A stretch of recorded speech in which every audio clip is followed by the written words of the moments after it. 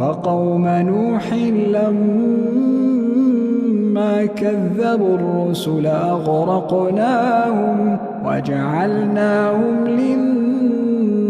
للناس آية وأعتدنا للظالمين عذابا أليما. وعادا وثمود وأصحاب الرس وقرونا بين ذلك كثيرا وكلا ضربنا له الأمثال وكلا تبرنا تتبيرا.